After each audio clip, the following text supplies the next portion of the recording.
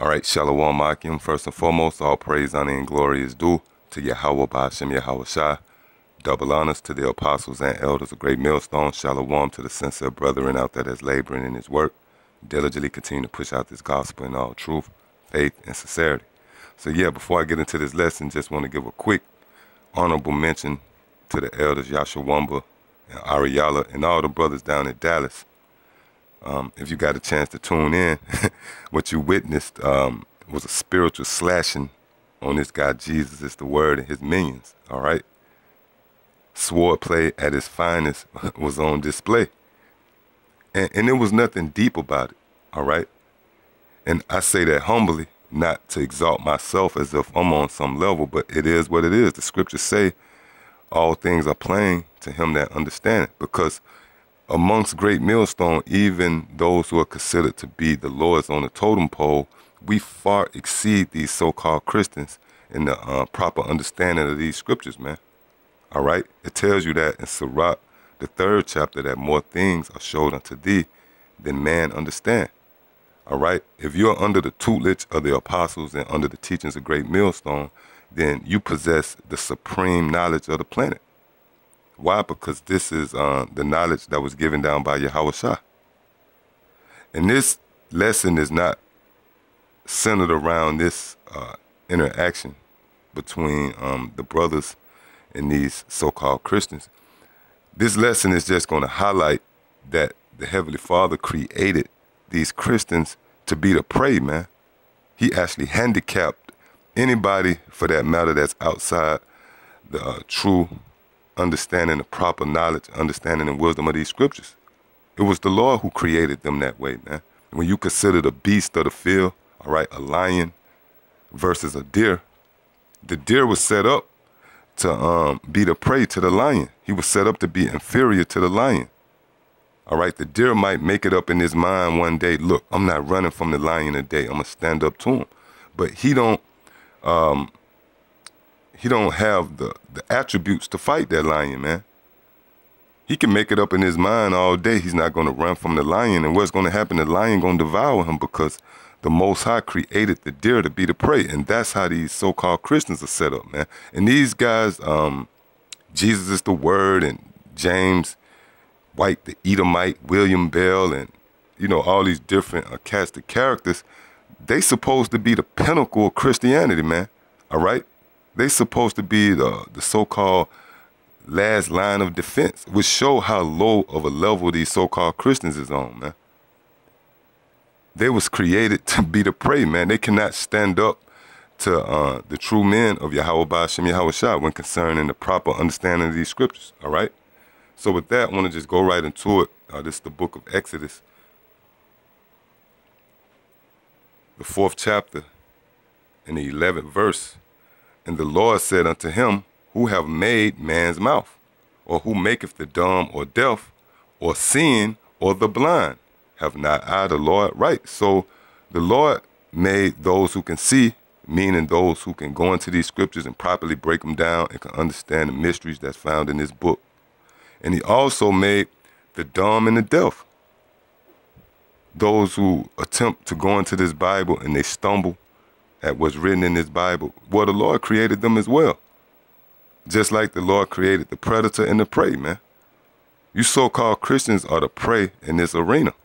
Because what you don't understand, when you build your foundation off of this Bible, or you claim to build your foundation off this Bible, the Bible is your source of knowledge and understanding. You got to understand this is a sword, man.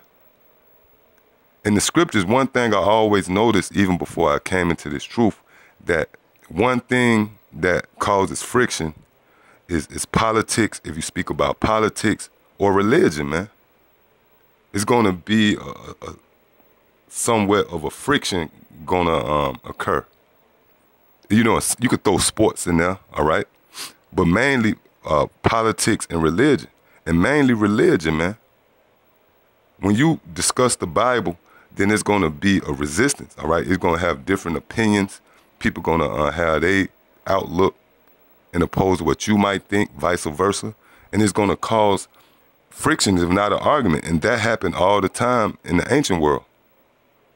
When you read about Paul. When he was going out, he was basically debating, but it was all over religion, man, so-called religion. And you so-called Christians, you pick up this book not understanding that this book is a sword. You coming on the battlefield when you, by default, you in the battlefield, you in the arena of battle when you go into these scriptures. That's what make these so-called Christians so vulnerable, because they got the mindset that this book is to bring everybody together. No, this book is a book of separation. Matter of fact, this is the book of Matthew, the 10th chapter, in the 34th verse. Think not that I come to send peace on earth. I came not to send peace, but a sword. And that sword is what? The scriptures. It tells you that the word is compared to a sword. And Yahushua himself, which is the embodiment of the scriptures, when he was on the scene, he broke things up. He divided everything, man. Scriptures tell you that was a division among many because of who? Because of Yahushua. And it's no different today. But if you don't know how to handle this sword, if you're not skillful in the sword, you're going to be cut up. And we witnessed that last night. Hebrews 4:12. For the word of the Most High is quick and powerful and sharper than any two-edged sword. So this is a weapon, man.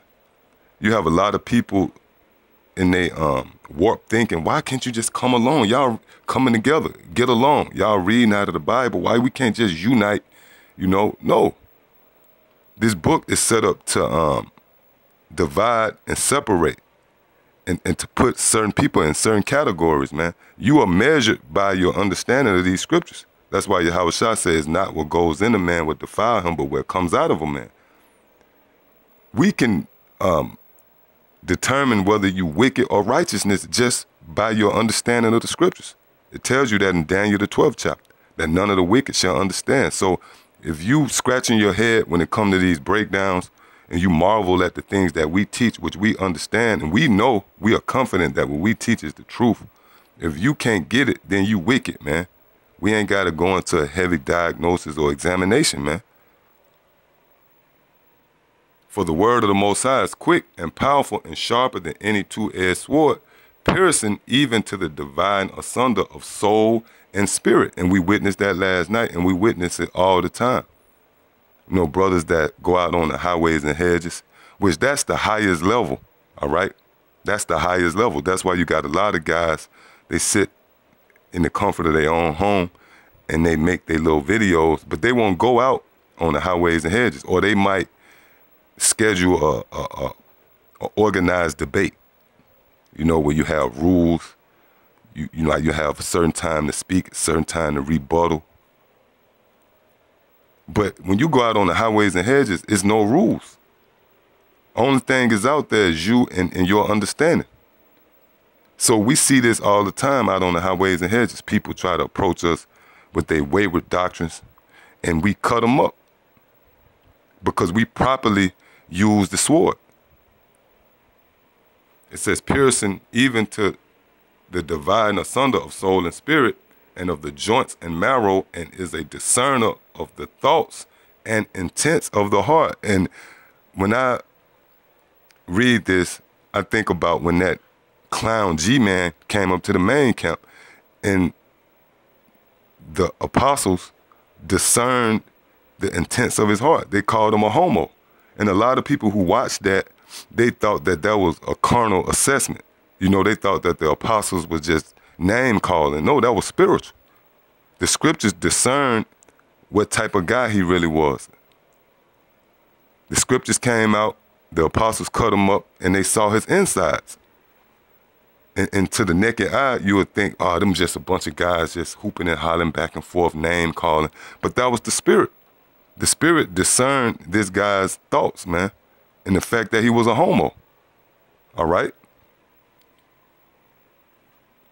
So again, if you, I'm going to just say it like this, man. It might sound bold I'm going to just call it how it is. If you're not under the tutelage and under the teachings of the apostles, all right, starting with the apostle Tahar on down, under the teachings of Great Millstone, which is the true doctrine, the sound doctrine of Yahweh Ba'ashem Yahweh Shai, then you don't stand a chance when approaching us, man. Period. All right? I know it might sound bold, but it's true. Because the Lord, matter of fact, because it's not us, man. When you approach us, you approaching Yahweh Ba'ashem Yahweh Shai. You people don't get it, man. How could you debate with your creator? That's what you're doing. When you come up to the men of Great Millstone, you actually debating with your creator, man. And the reason why I can say that is because it's in the scriptures, all right? This is Jeremiah 1:5. Before I formed thee in the belly, I knew thee, and before thou camest forth out of the womb, I sanctified thee, and I ordained thee a prophet unto the nations. Then said I, our Lord power, behold, I cannot speak, for I am a child. But the Lord said unto me, say not, I am a child, for thou shalt go to all that I shall send thee, and whatsoever I command thee, thou shalt speak. Be not afraid of their faces, for I am with thee to deliver thee, saith the Lord. Then the Lord put forth his hand and touched my mouth, and the Lord said unto me, behold, I have put my words in thy mouth. And that rings volumes, and it applies to this very day. What we speak is the words of Yahweh Ba'ashem Yahweh Shai. So when you come up against us, in essence, you coming up against the Heavenly Father, man, and his son. So you will never win that battle, man. Your arms are too short to box with the Most High, man. So you guys, you come up, just like last night, you came up, you thought you was coming up to a bunch of regular Negroes on the corner. But you was approaching Yahweh Ba'ashem Yahweh Shai, man. And that's for anybody. Anybody that come across any of the sincere men that's out there teaching these words of the Heavenly Father and his beloved Son, you better think, man. You better look before you leap, and you best be mindful, all right, that you coming up against the Most High. That's why these guys look like shit at the end of the day, man. When they try to come, and it usually resorts to, like G-Man, his only resort was to, speak, yell, and overtalk, all right, yell and holler and scream. These other guys that,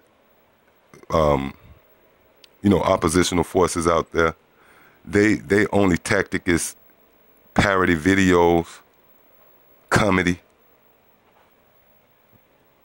They'll make a little skit, photoshopping.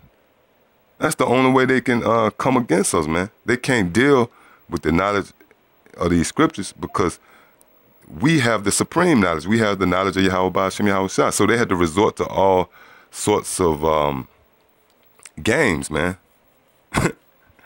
That's the only way they can stand up against us, man. It's the book of Luke, chapter 21 and verse 15. For I will give you a mouth and wisdom which all your adversaries should not be able to gainsay nor resist. So the Lord gave us this mouth, man. The Lord gave us this wisdom. And pretty much this is the Lord's mouth and the Lord's wisdom that's on us, man. That's why the scriptures talk about the eyes of the Lord is on him that fear him.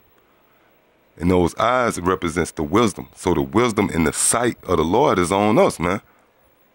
So you're going to continue to get guys to be slashed and cut up. If they feel bold enough to approach these camps, they're going to be cut up unless they come in the right spirit, all right? Unless they come to learn. That is one or two things. Either you coming to learn and to be sealed for salvation, or you coming up there to debate and resist, and you're going to be sealed for destruction, all right?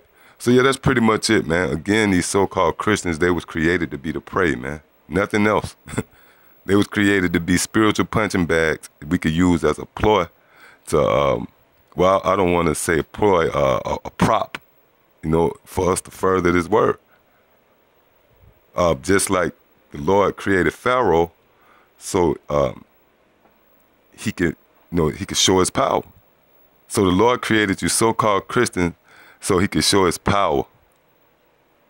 Shalom.